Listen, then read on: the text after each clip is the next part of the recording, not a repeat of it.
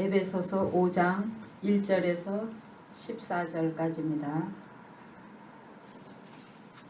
그러므로 사랑을 입은 자녀같이 너희는 하나님을 본받는 자가 되고 그리스도께서 너희를 사랑하신 것 같이 너희도 사랑 가운데서 행하라. 그는 우리를 위하여 자신을 버리사 향기로운 제물과 생축으로 하나님께 드리셨느니라.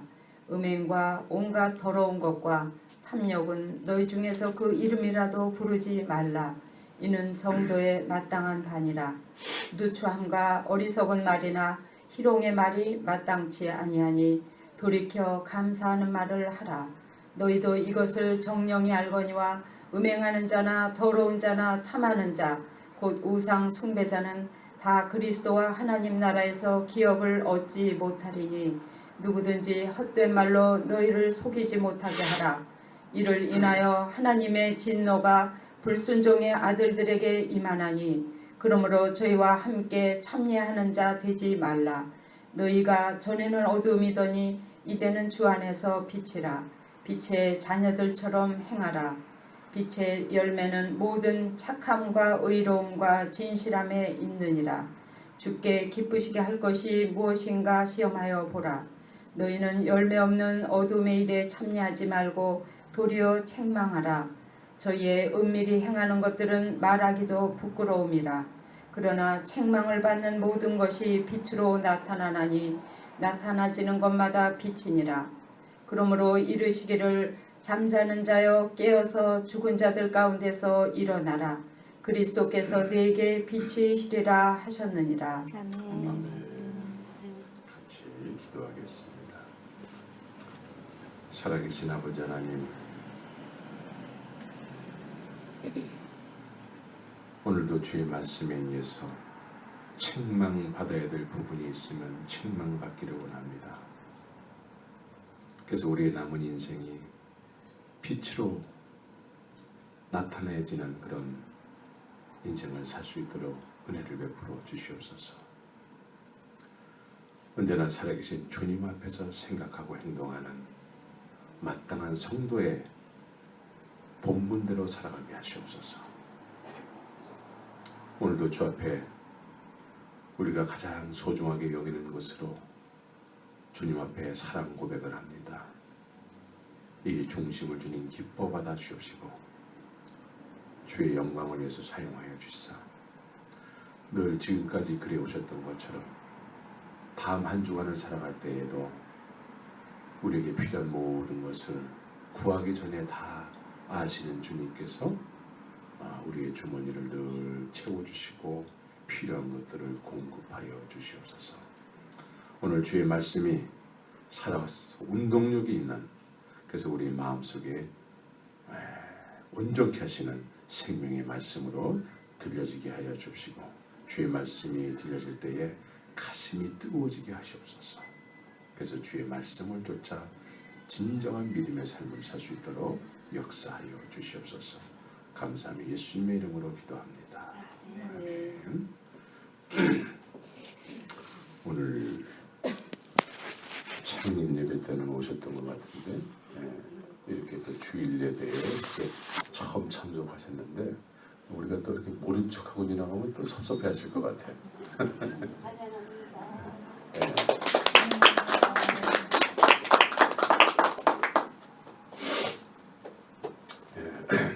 오늘 그 주보의 그 목회단상을 다 읽어보셨어요? 참 시사하는 바가 있죠. 진짜 참기름을 만들어서 이제 팔게 됐는데 사람들이 처음엔 좋아했는데 가짜 참기름에 다 이 입맛들이 다 오염이 돼가지고 진짜 참기름을 이제 싫어하는 거예요.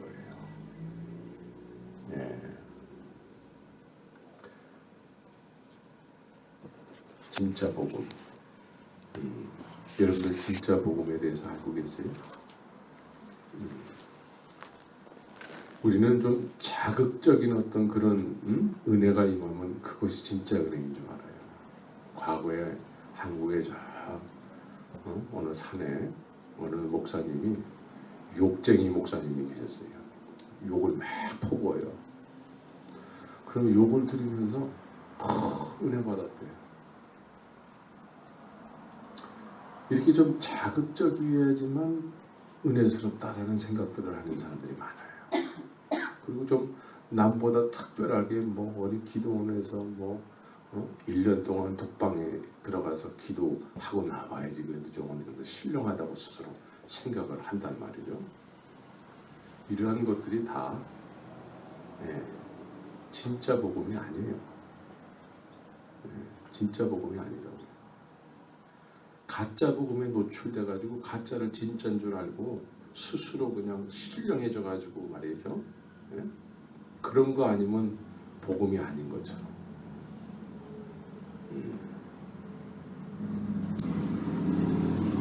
주님의 말씀에 의해서만 믿음이 믿음될 수 있습니다. 주의 말씀에 의해서만. 말씀이 없는 이야기를 막 하는데 그 말씀에 의해서 또 어느 정도 체험도 해요. 말씀이 없는 말씀. 그래서 그거를 진짜 복음이라고 여기죠. 진짜 복음은요, 말씀대로 사는 거예요. 또 말씀대로 사라지는 거야. 내가 막 노력해서 막 사는 것도 물론 필요하지만 그렇게 안 살면 견딜 수가 없는. 사도 바울 선생님이 주님을 경험하고 나서 그가 스스로 막 노력하고 그 원래 있었던 그 실력 발휘를 해가지고 막 복음을 전파하고 그러지 않았단 말이에요. 성령에 이끌려서 말씀대로 했단 말이에요. 말씀대로. 그러니까 성령은 우리에게 오시면 그런 성령의 지배를 받게 되는 거예요. 지배. 귀신의 지배를 받는 사람들도 있잖아요. 귀신의 지배를 받는 사람들은 자기 의지와는 관계없이 막 주줄주줄 떠든단 말이에요. 성령의 지배를 받는 사람은 성령님이 인격체시기 때문에 나를 그냥 이렇게 이끌어 가시고 성령님이 기뻐하시는 일이 나에게는 또 소원이 된단 말이죠. 그렇죠? 그래서 우리는 말씀에 의해서 살아가야 되는데 이스라엘 백성들이 가나안 땅에 들어갔잖아요. 가나안 땅에 들어가서 주님은 철저하게 이스라엘 백성들에게 말씀하시고 그 말씀을 순종해 나가는 여정이었어요. 여리고성이 무너지는 데 있어서 이스라엘 백성들은 그냥 주의 말씀에 의해서 도는 거예요. 말씀에 순종하는 거예요. 아, 이거 꽤 꼭 돌아야 돼? 아유, 그러면은 안 돌면은요 말씀에 의해서 도는 거예요. 그 도는 자체는 아무 능력이 없지만 말씀에 의해서 도니까 나중에 그 말씀에 의해서 그게 무너져 버리는 거예요. 그래서 우리는 말씀하고 관련된 그런 믿음의 삶을 살아야 돼요. 말씀하고 관련된 삶을 살아야지만 여리고성이 무너지는 것과 같은 우리 인생에서 주님이 함께 하셔서 나에게 허락하시는 열매를 우리가 맛볼 수가 있는 거예요. 근데 말씀하고는 관계없이 다른 것에 우리가 자꾸 관심을 가지고 그거 하면서 그게 믿음의 행위라고 자꾸 생각하니까 오랫동안 믿어왔는데 열매는 하나도 없어. 그래서 여러분들은 말씀을 묵상을 해야 돼요. 복 있는 자는 여호와의 율법을 즐거워하여 어떻게 한다고요? 주야로 묵상한다. 그러니까 말씀이 묵상이 돼야지 또 그 말씀대로 살아갈 수 있죠. 말씀을 모르는데 어떻게 말씀대로 살 수 있겠습니까? 말씀을 모르니까 말씀을 모르는 상태에서 스스로 믿음의 행위라고 생각하는 남들이 다 하는 행위들 있잖아요. 그거를 하면서 믿는다라고 생각한단 말이에요. 그러니까 말씀하고 관계가 없는 거예요. 말씀에 대해서 물어보면 몰라 또. 수십 년을 믿어왔다는데 어떤 사람한테 말씀을 물어보니까 몰라요. 빌레몬서 찾읍시다. 수십 년 믿어왔는데 어디 있는지 몰라.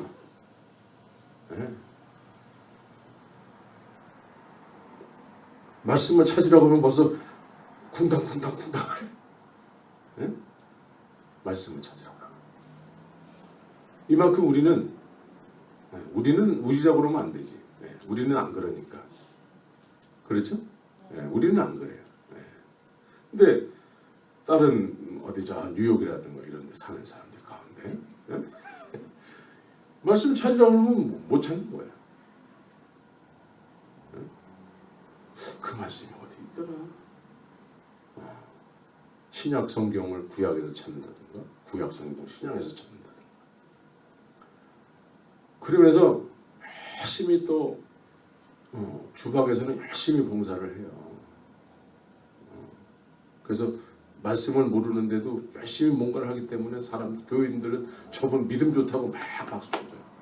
그래서 연말 되면 막 상장도 받고. 이건 말씀하고 전혀 관계가 없는 거예요.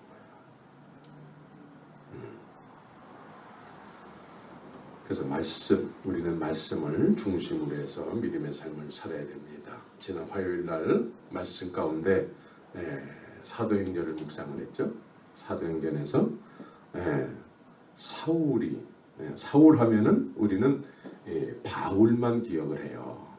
바울이기 전에 사울의 모습이 어땠는지를 우린 그냥 포악한 사람 정도로 이렇게 기억을 하는데 사실은 사울은요 그 시대 예수 믿는 사람들에게는 뭐였을까요? 공공의 적이었어요. 공공의 적. 아유 저거는 우리가 쉽게 말하는 저거는 어떻게 귀신도 안 잡아가? 뭐 이렇게 표현할 수 있는. 그래서 저 사람은 정말 주님 먼저 다른 사람보다도 저 사람은 먼저 심판을 하셔야 돼요. 다 기도 제목 1호였을 거야. 그런데 그 사람이 변화되는 거죠. 그 사람이 변화될 거라고는 어느 누구도 생각을 못했어요. 여러분들 마음속에 나 저 사람은 내 마음에 안 들어. 그런 사람은 비교도 안 되는 사울이었어요. 예? 근데 사울이 변화됐어요. 그러니까 내 마음속에 있는 그 사람은 변화돼도 더 많이 변화될 수 있겠죠. 그 사람들을 사랑하시기 바랍니다. 그래서 사울이 변화되니까 교회가 평강해졌다는 거죠. 교회가 든든히 세워졌다는 거죠. 어느 한 사람이 예를 들어서 김일성이는 죽었지만 옛날에 남한에 예수 믿는 사람이 김일성은 다 죽기를 다 바랬었죠. 근데 아마 사울이 김일성 정도 됐을 것 같아요. 그렇죠? 그런 사람이 변화된 거예요. 그런 사람이 변화됐으니까 하나님의 살아계심이 분명하시잖아요. 그러니까 교회가 든든히 서는 거예요. 우리에게도 그런 역사가 나타나기를 소원합니다. 그래서 이제 성령 충만, 이미 성령 충만을 받은 베드로는 이미 하나님으로부터 쓰임을 받고 있었잖아요. 하나님으로부터. 그래서 8년 된 중풍병자 애니아를 고치기도 하고 또 다비다를 살리는데 하나님의 어떤 쓰임받는 통로가 됐었죠. 그런데 다비다라는 여인은 사실은 참 이 여인을 여러분들은 깊이 묵상을 해야 돼요. 왜 깊이 묵상을 해야 되느냐? 여자기 때문에. 다비다는 여자였다라는 거예요. 그런데 성경에는 이 사람을 소개할 때에 여제자라고 소개를 하고 있어요. 여제자.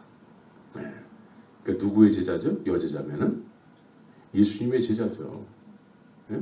예수님의 제자로서 다 남자들인데 여제자라고 소개를 하고 있어요. 여러분들은 어떻게 소개가 돼야 될까요? 여제자로 소개가 돼야 되죠. 그렇게 소개되는 게 싫어요? 여제자, 답이다. 근데 이 선행과 구제가 아주 열심히 했다는 거죠. 그러면서 그 다비다에게 또 제자들이 있었다는 거예요. 제자들이 생겨났어요.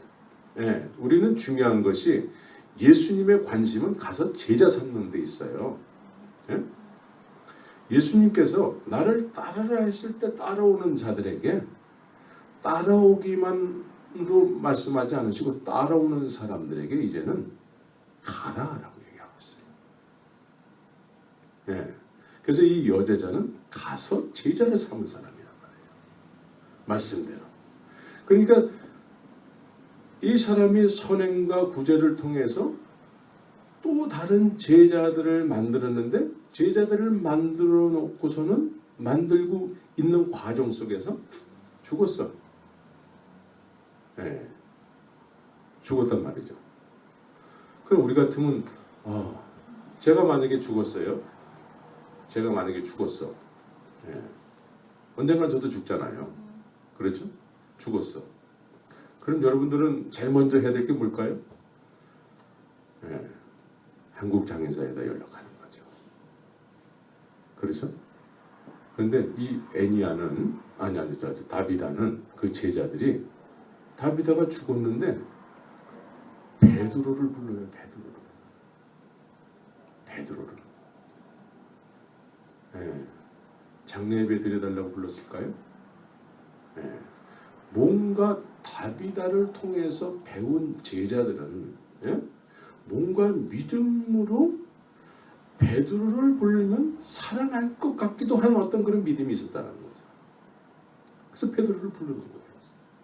그러니까 이 다비다라는 이 여제자는 자기가 전한 복음 때문에 자기가 살아나는 거예요. 아멘. 예. 그래서 우리 모두는 복음으로 살아야 돼요. 복음으로. 예? 그래서 여러분들에게 지금쯤이면 선행과 구제를 통해서 제자들이 있어야 되겠죠. 한둘은. 예. 그래서 그들을 통해서 내가 복음을 전할 때 내가 살아요. 예. 복음을 안 전하고 딴 거 하잖아요. 그럼 열심히 뭔가를 하기는 하는데 답답해요. 나중에 그게 계속 지속되잖아요. 그럼 이게 신앙생활 탄가? 한번 교회를 한번 옮겨볼까? 똑같아요.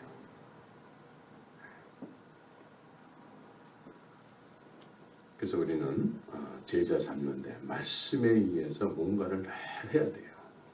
말씀에 의해서.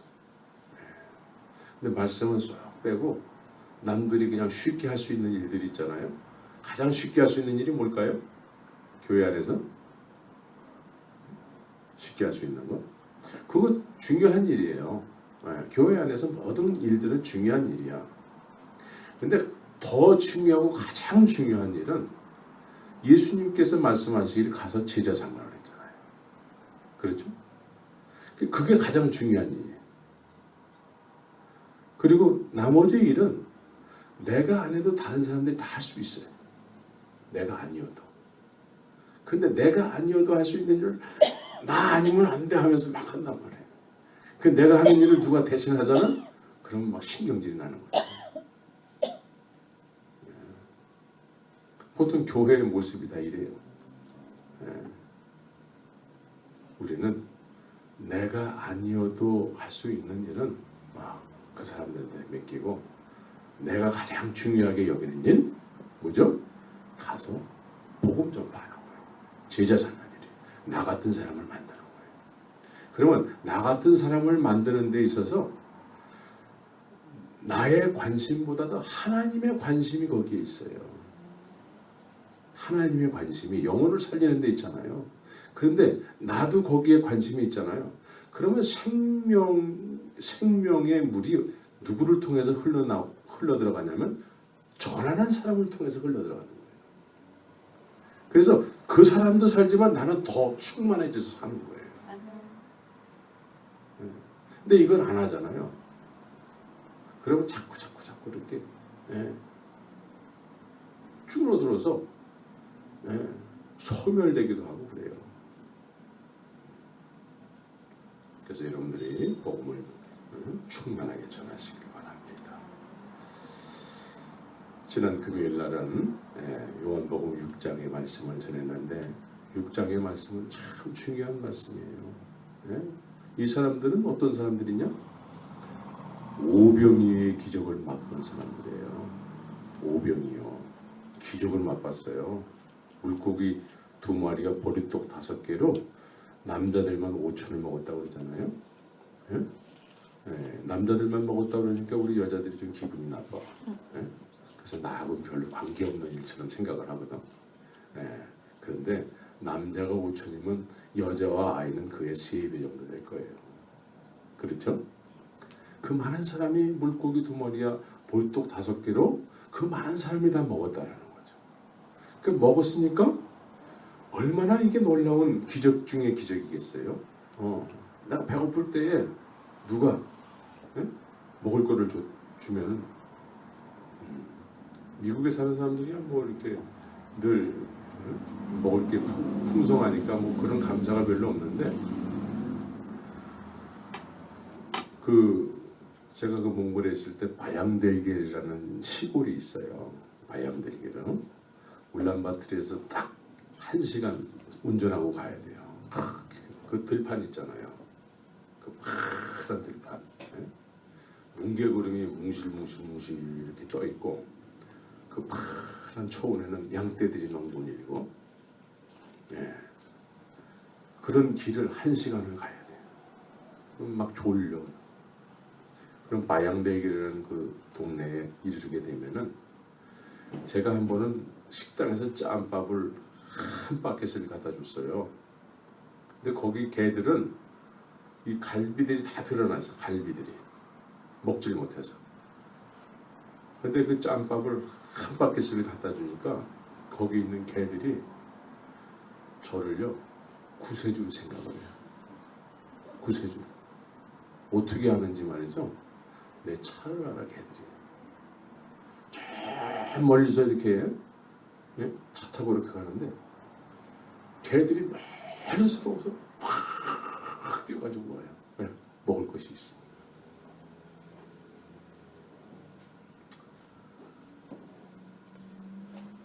그래서 이 먹는 것이 우리에게 정말 필요하죠.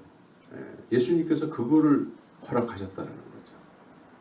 그 기적을 맛본 사람들이 이제 예수님을 왕으로 막 섬기려고 했잖아요. 왕. 충분히 그러실만 하잖아요. 근데 예수님은 그걸 전혀 기뻐하지 않아요. 그러면서 그 사람들에게 너희는 나를 보고도 믿지 않는다 그래요. 너희는 나를 보고도 믿지 않는데.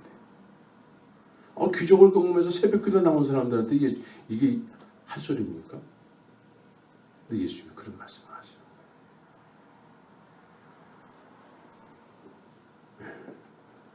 그래서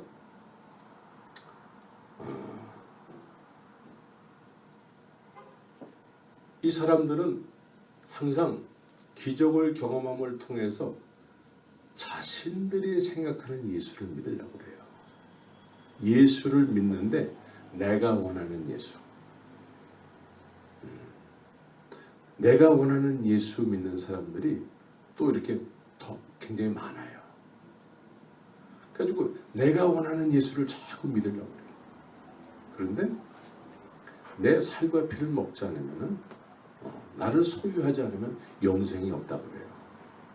그러니까 나를 보고도 믿지 않는도다 이렇게 말씀해요. 근데 이 사람들이 다 기적을 경험한 사람들이에요. 그런데 결국 주님이 하늘로부터 내려온 생명의 떡이라는 그런 예수님으로 알지 못하는 거예요. 늘 자기에게 맞춰진 예수님만 믿으려고 하기 때문에. 그래서 생명의 떡으로 알지 못하면 그거를 우리가 맨날 성찬식을 통해서 먹지만 생명의 떡으로 알지 못하면 내가 나에게 맞춰진 예수를만 생각하고 그 예수를 믿으려고 하고 그 예수로 인해서 성찬에 참여한다고 하면 생명의 떡이 우리 안에 소유가 안 되는 거예요. 생명의 떡으로 아는 사람이 그 믿음으로 그거를 받아 먹을 때 우리 안에 예수님의 생명이 소유가 되는 거예요.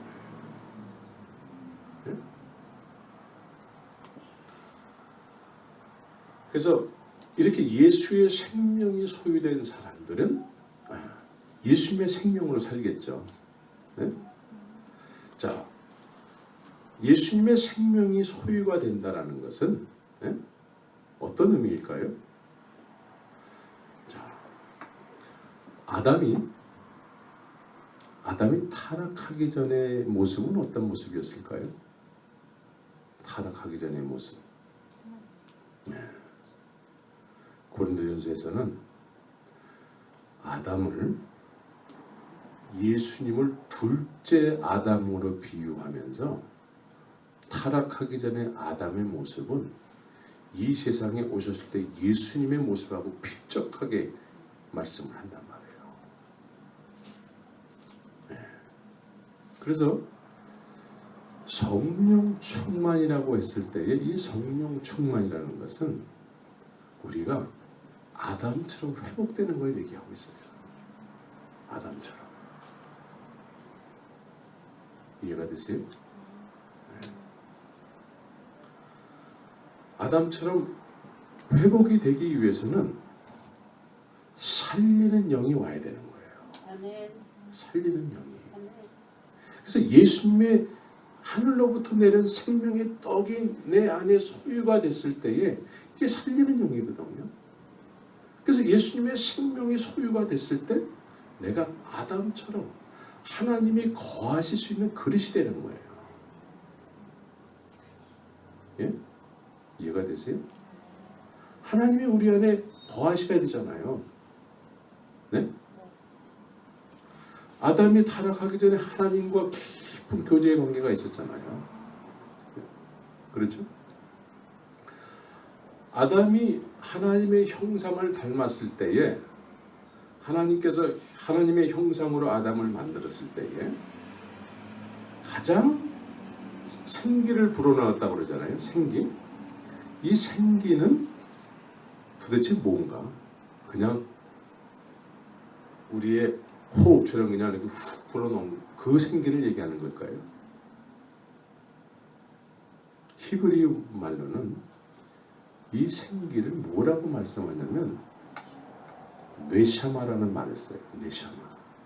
이 뇌샤마라는 말은 하나님의 가장 하나님 되심을 불어넣어 줬다는 거예요.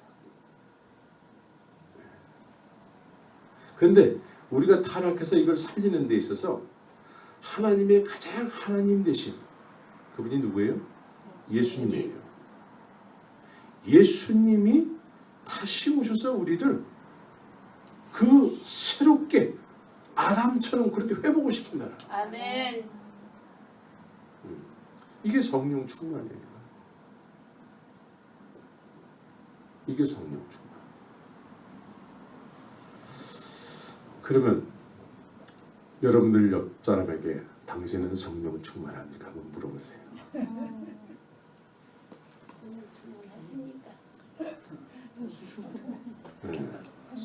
네, 성령 충만하세요? 네. 자, 나는 성령 충만하지 못합니다. 네, 이렇게 보니까 여러분들의 이렇게 표정을 보니까 나는 성령 충만하지 못합니다. 이런 표정이에요. 네. 그러면 언제부터 나는 성령 충만하지 못했는가? 원래 그랬어요. 라고 생각하세요? 네. 언제는 성령 충만 받아본 적 있어요? 어떻게 하면 성령 충만 받게 될까요? 네. 어느 날 갑자기 나에게 성령 충만이 임할까요? 지금 그냥 지금까지 살아왔던 대로 앞으로 계속 이렇게 앞으로도 살아간다면 성령 충만이 임할까요? 네. 그런데 우리 모두는 다 성령 충만하길 원하지 않습니까? 아멘. 네? 그렇죠? 네. 우리 다 성령 충만해야 돼요. 성령 충만이 일어나야지만 이 LA가 회복이 돼요. 네.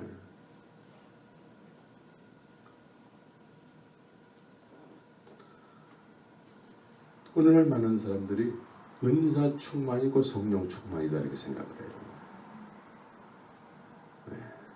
그런데 사도 바울은 은사 충만한 사람들에게 사랑이 없으면 소중한 꽹과리다. 그건 아무것도 아니야. 산을 옮길 만한 믿음이 있을지라도 그거 아무것도 아니야. 근데 이렇게 은사 충만이 성령 충만이라고 생각하는 많은 사람들은 어떻게 생각하냐면 그 중심에 자기가 있어요. 내가 손 얹으면 다 나야 되고 내가 뭘 하면 내가 다 돼야 돼. 이걸 성령 충만이라고 생각해요. 그렇지 않습니다. 성령 충만은 오늘 하나님께서 바울 사도를 통해서 우리에게 말씀하신 내용 가운데 성령 충만은 말이죠. 하나님을 본받는 자가 되는 거예요. 하나님을 본받는 자. 그러면 그 전제 조건이 본받기 위해서는 전제 조건이 뭐냐면 사랑을 입은 자녀같이. 사랑을 입은 자녀. 여러분들 사랑을 입었습니까? 네. 어떤 사랑을 입었죠? 십자가의 사랑을 입었습니다. 예. 우리는 하나님의 사랑을 입었는데 어떤 사랑을 입었는지에 대해서 성경적으로 이게 표현이 돼야 돼요. 하나님 편에서 우리는 사랑을 받을 만한 그런 조건의 사람이 아니에요. 예? 하나님 편에서 우리는 어떤 존재인 줄 아세요? 예? 하나님 편에서 나는 어떤 존재인 줄 아세요? 원수예요. 원수예요, 원수. 예? 하나님 편에서 나는 원수란 말이에요. 원수. 흉악한 원수. 죄인 중에 괴수. 예? 그런데 이 하나님께서 하나님을 본받는다라는 것은 여기서 이 원수를 사랑했다라는 거예요. 원수.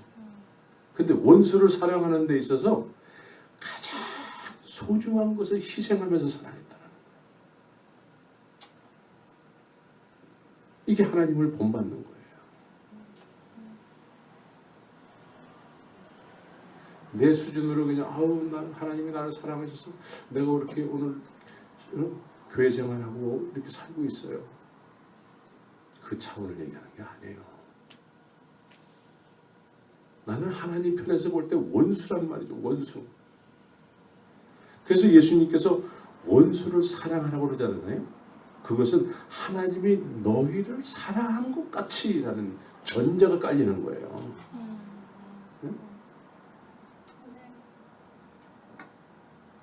우리 원수였어요. 원수. 그런데 하나님은 하나님의 가장 중심, 가장 소중한 하나님의 형상이라고 얘기하셨습니까? 하나님의 본체라고 그러지 않았습니까? 예수님이 그 독생자 예수님을 죽여서까지 원수를 사랑하시는 거예요.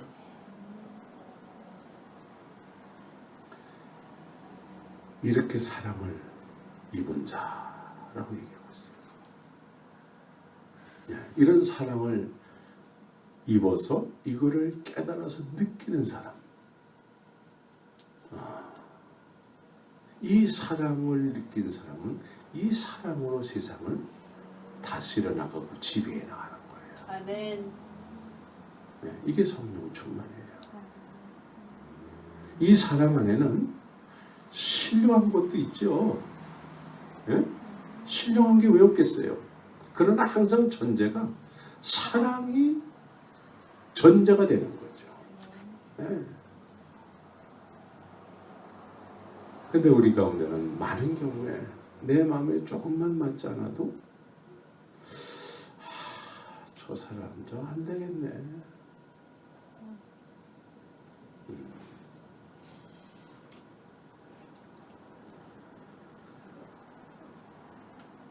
우리는 하나님을 본받아야 돼요. 하나님을 안다고 한다면 하나님을 본받는 자가 돼야 돼요. 그래서 우리의 가장 소중한 거, 하나님의 가장 소중한 게 무엇이죠? 예수님이란 말이에요. 우리에게 가장 소중한 건 뭐죠? 예? 우리에게 가장 소중한 거. 생명처럼 여기는 거. 예? 기분 나빠 죽겠어. 이렇게 느끼게 하는 거. 자존심이에요. 자존심. 자존심이 우리에게 가장 아킬레스건이에요.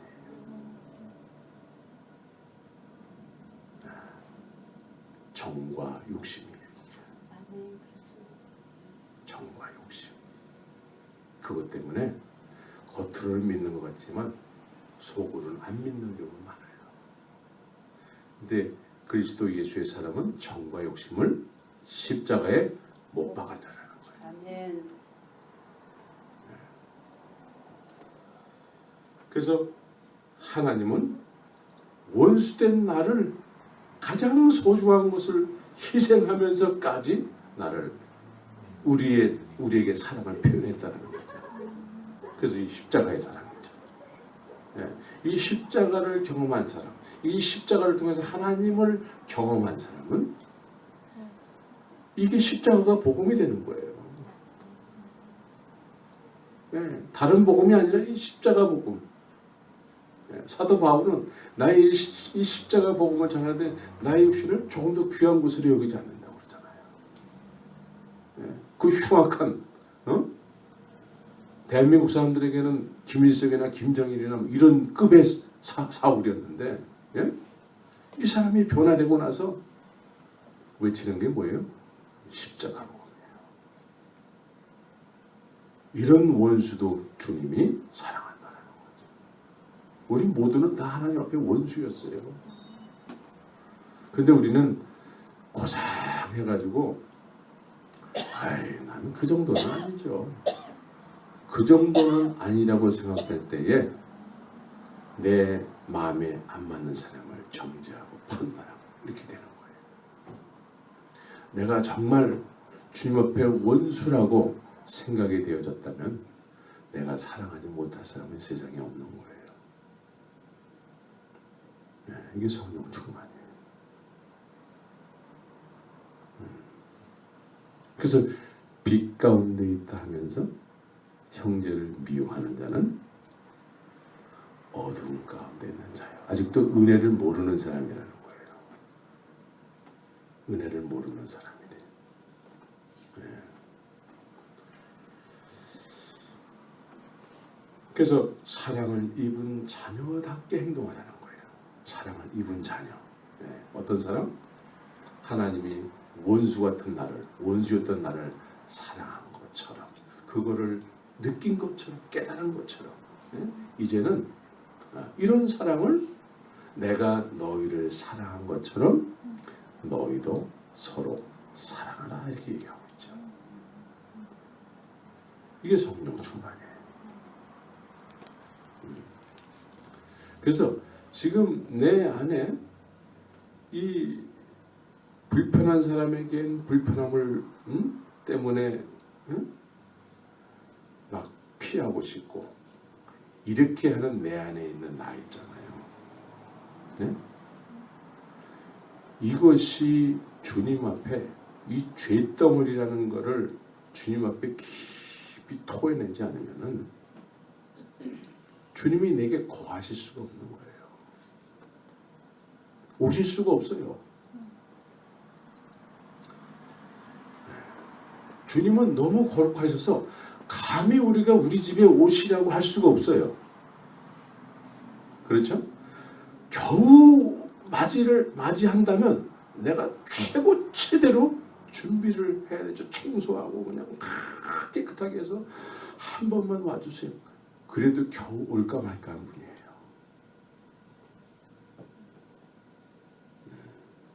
그런데 예수님의 십자가의 보혈의 피로 이것이 내 안에 모든 게 다 깨끗이 씻겼을 때에 거룩함으로 회복됐을 때에 하나님의 성령이 오시는 거예요. 네. 그러면 이 십자가를 경험하지 않으면 이게 안 오는 거예요.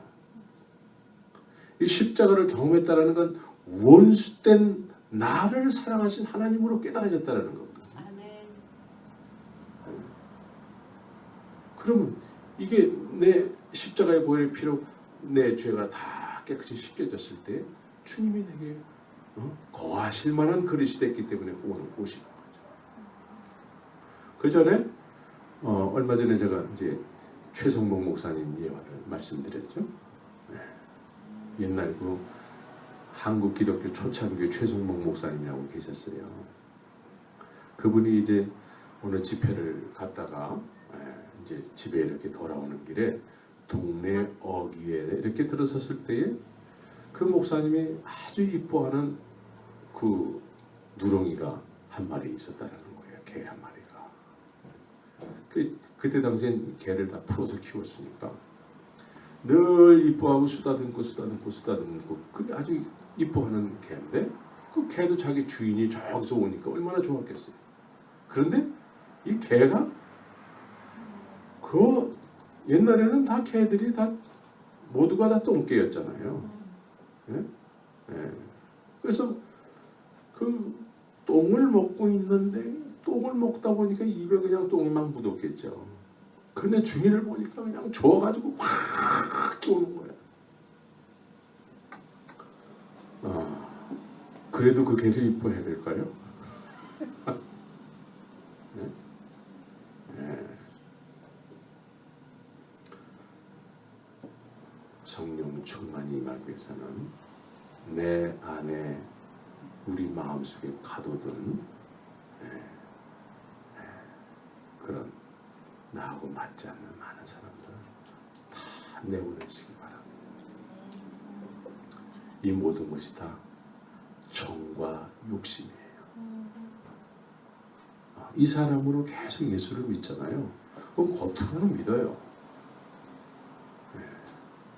근데 속으로는 내가 너를 사랑한 것처럼 이 사랑이 느껴지지 않으니까 계속 사람들을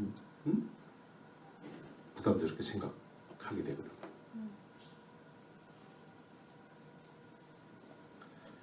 그래서 우리는 예수님께서 회개하라 천국이 가까우니라.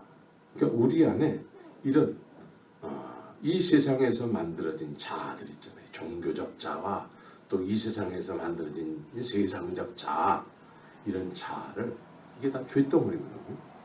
이걸 다 부인해야 돼요. 다 회개하고 깨끗하게 주님을 맞이할 만한 그릇으로 만들어야 돼요. 천국이 가까이 있다는 거예요. 천국이. 회개하라. 천국이 가까우라. 그래서 우리는 모두가 다 하나님 앞에 나는 원수였구나 라는 깊은 깨달음이 있기를 원합니다. 그런 원수를 위해서 십자가에서 죽으신 예수님, 그리스도께서 너희를 사랑하신 것 같이 그리스도는 어떻게 사랑했죠? 하나님은 가장 소중한 독생자 예수를 세상에 보냈잖아요. 우리를 사랑하시기 위해서. 오신 예수님은 어떻게 하셨어요? 그리스도께서 너희를 사랑하신 것 같이. 본인 자신은 우리를 위해서 죽기 싫었어요. 죽기 싫었죠. 죽으시기 전날 밤에 땀방울이 핏방이 들고 이 잔을 내게서 멀리 하옵소서. 그러나 주의 뜻이거든. 싫지만 그 뜻을 하나님의 뜻이기 때문에 그 잔을 마신다는 거예요. 이거 십자가의 죽으심을 싫지만 주의 뜻이기 때문에. 그래서 그리스도께서 너희를 사랑하신 것처럼 싫지만 했다라는 거예요. 죽기보다 싫지만 하셨다라는 거예요. 그래서 성령 충만은 뭐냐면 내가 하기 싫어하는 일들 있잖아요. 예수님이 순종의 속죄 피를 흘리셨네. 순종에 하기 싫은 거를 주님의 뜻이기 때문에 했다라는 거예요. 그래서 이렇게 주님의 뜻을 쫓아서 순종하기를 하기를 싫지만 순종하는 자들에게 주님이 그 사람을 기뻐하시는 거예요. 네가 내 말대로 순종하는구나. 그래서 이런 자들에게 주님이 기뻐하셔서 기쁨의 성령을 허락하시는 거죠. 그래서 싫어하는 일이 기쁨으로 하는 일이 되어버리는 거예요.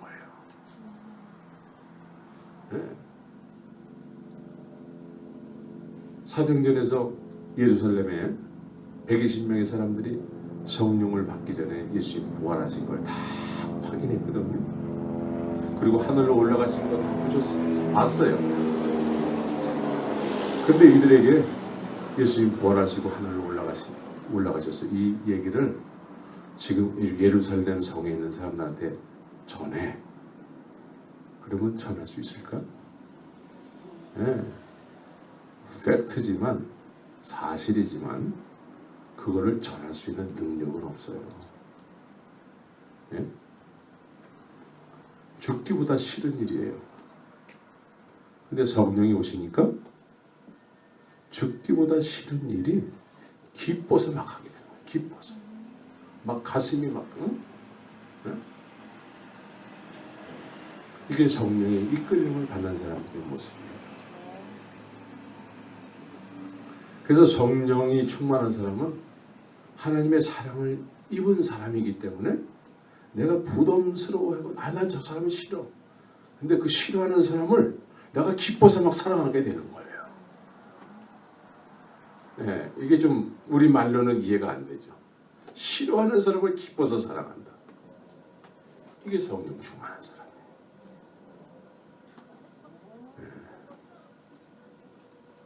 아닌가? 맞죠? 예. 이게 진정한 주님이 원하시는 성도의 마땅한 본분이에요. 근데 우리는 모여가지고 많은 경우에 이런 믿음에 관련된 이야기보다는 그냥 별로 신앙생활하는데 도움이 안 되는 이야기들로 그런 얘기만 나오면 그냥 막 열변을 토하지 열변을. 예? 누추함과 어리석은 말이나 희롱의 말이 마땅치 아니하니. 근데 복음을 이야기하고 우리가 어떻게 하면 복음을 전할까 이런 얘기를 막 해야 되는데 이런 얘기는 별로 잘 안 하고 먹는 얘기. 오늘 뭘 먹을까 뭘 마실까에 대한 이야기. 뭘 입을까. 이런 얘기 나오면은 열변을 토하고 특별히 난 이렇게 들어보면 음식을 하는 데 있어서 아유 이렇게 해야지 맛있어. 아니야 그렇게 하면 맛없어. 내가 하는 방법대로 해야지 맛있어. 뭐 이런 얘기 가지고 막 옥신각신하고 말이죠.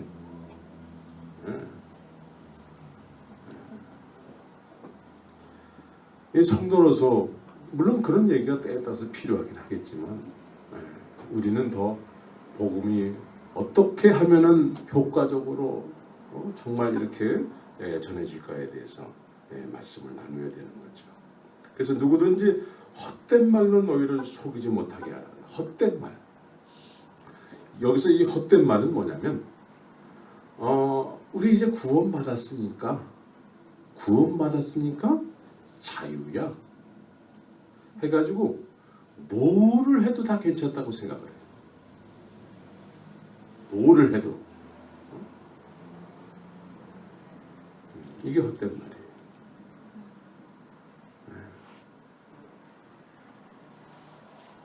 불순종의 아들들에게만 아니 그래요. 불순종. 여기서 불순종은 우리가 겉으로는 예수를 믿는다 하지만 불순종하는 경우가 많아요. 불순종. 그럼 한번 불순종을 하잖아요. 내가 정말 이 말씀에 의해서 내가 속한 어떤 공동체에서 순종을 했어야 되는데 그 순종을 하지 않고 불순종을 해가지고 그 자리를 피해버린단 말이에요. 네? 그러면 이게 불순종이 되거든요. 근데 이렇게 불순종하는 걸 우리는 아무렇지도 않게 생각을 해요. 근데 이 불순종을 하잖아요. 그러면 이 불순종의 생명력이 내 안에서 꿈틀대기 시작하는 거예요. 하나님의 생명도 역동하시지만 불순종의 생명은 더 강하게 역사를 해요. 그래서 불순종의 영이 강하게 역사하면 안 믿는 게 아니에요. 다 믿어요. 그런데 자기 방식대로 믿어요. 자기가 불순종한 거에 대해서 합리화시키고 정당화시키고 그것을 이론화시켜가지고 방법론으로 막 제시하면서 그래서 그것을 마치 온전한 믿음인 것처럼 얘기를 한단 말이에요. 순종의 제사를 지내시기 바랍니다. 우리 안에 있는 불순종의 생명을 다 꺾어버려야 돼요. 그걸 다 십자가에 다 못 박아가지고 오늘 우리는 새 생명 가운데 살아야 돼요. 이 불순종의 영은 우리를 속여요. 날 불순종하면서 스스로는 믿는다고 생각을 해요. 그래서 딱딱한 길가 위에 땅과 같이 돼버리는 거예요. 아무리 말씀을 뿌려도 새가 와서 먹어버린다고 그러잖아요. 이 말씀이 너무 딱딱해서 굳어져 있기 때문에, 이 생활 패턴이 굳어져 있기 때문에 말씀은 말씀이고 내 삶은 삶이야. 이게 딱 분리가 돼버려요. 물과 기름처럼. 그래서 그렇게 해야 되는 건 알지만 지금까지 살아왔던 어떤 그런 패턴이 너무 딱딱하고 정형화되어 있어가지고 여기서 변화가 안 일어나는 거예요. 이 옥토가 되기 위해서는 어떻게 해야 될까요? 옥토는 농부가 말이죠. 씨를 심기 위해서 흙을 갈아엎는 거예요. 흙을 갈아엎어요. 그래서 말씀은 쟁기와 같은 역할을 하는 거예요. 그래서 말씀은 살았고 운동력이 있어서 어떤 날쌘 검보다도 예리하여 영과 홍과 관절과 골수를 쪼갠다고 그러잖아요. 그래서 우리의 정령화된 이 딱딱한 말씀이 선포돼도 그냥 지금까지 우리는 이렇게 살아왔기 때문에 그 말씀대로 살려고 하니까 너무 힘든 거예요. 너무 힘든데 이것이 갈아 엎어져야 되는 거죠. 말씀에 의해서. 그래서 때에 따라서 괴리감도 들고 무겁게 느껴지기도 하고, 그래서 결국은 내가 주의 말씀 앞에 굴복하고 주의 말씀에 의해서 이제 사라지는 인생으로 변화가 일어나야 되는 거죠. 그래서 다비다처럼 내 제자가 생겨야 되는 거죠. 말씀에 순종하면 그 말씀에 대한 하나님의 영광을 보게 된다고 그러잖아요. 그렇죠? 네.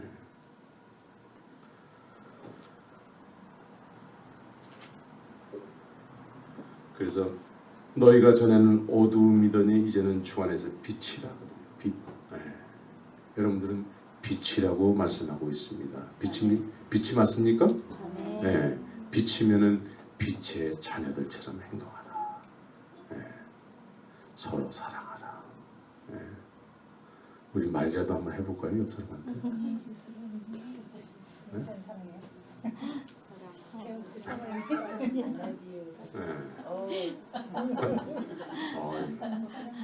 오늘 이렇게 주일날 처음 오셨는데 제일 적극적이네요.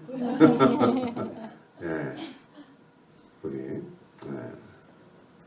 말이라도 따뜻하게 사랑합니다. 당신에게나 관심 있어요.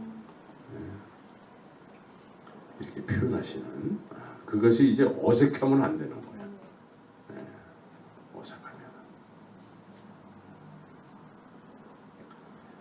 그래서 빛의 열매는 모든 착함과 의로움과 진실함에 있느니라. 주께 기쁘시게 할 것이 무엇인가 시험하여 보라. 주께 기쁘시게 할 것이 무엇인가 시험하여 보라.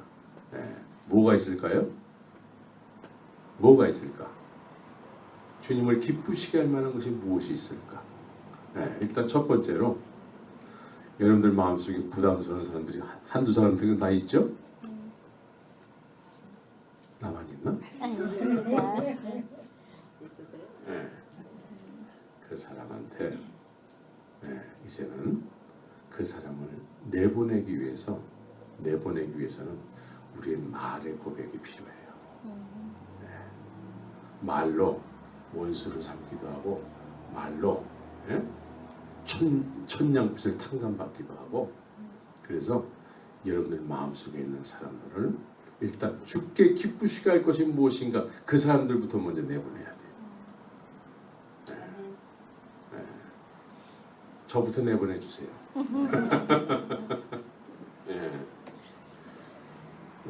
여러분들이 저를 보면은 맨날 찔리기만 하고 말이야. 네. 저부터 내보내 주시면 제가 자영을 느낄 것 같습니다. 여러분들을 뵐 때에 정말 이렇게 막 기쁨으로 여러분들을 맞이할 것 같아요. 근데 맨날은 아니지. 아유, 목사님 왜 맨날 우리 찔리기만 하세요? 오늘 이제 설교 예배가 끝난다면 은혜 받았습니다라고 고백을 해주세요.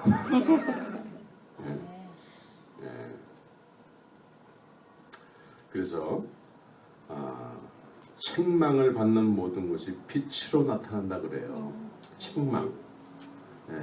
성령이 오시면 가장 먼저 하시는 일이 뭐죠? 성령이 우리에게 오시면은요, 의에 대해서, 죄에 대해서 책망하신다. 책망. 우리의 인생을 관섭하신다라는 거예요. 그래서 관섭받는 모든 것이 다 빛으로, 고침을 받아서 빛으로 나타난대요. 아멘. 책망 받을 때는 괴로워요. 책망 받을 때 기분 좋은 사람이 어디 있어요?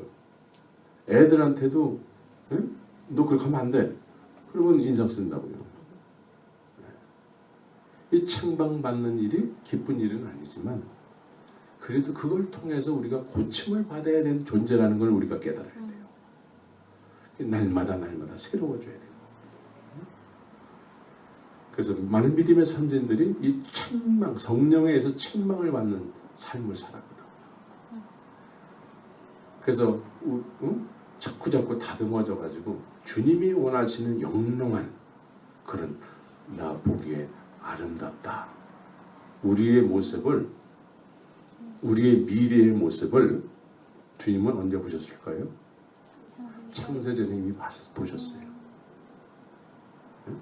그래서 책망을 통해서 그런 모습으로 지금 계속 만들어 가시는 거예요. 책망받는 일이 감사한 일이에요. 주님이 내 인생에 개입하셔서 나를 이렇게 코치를 하시는 거예요. 그래서 결국은 주님이 원하시는 모습의 사람으로 변화되는 거죠. 그래서 맞고 갈래 그냥 갈래.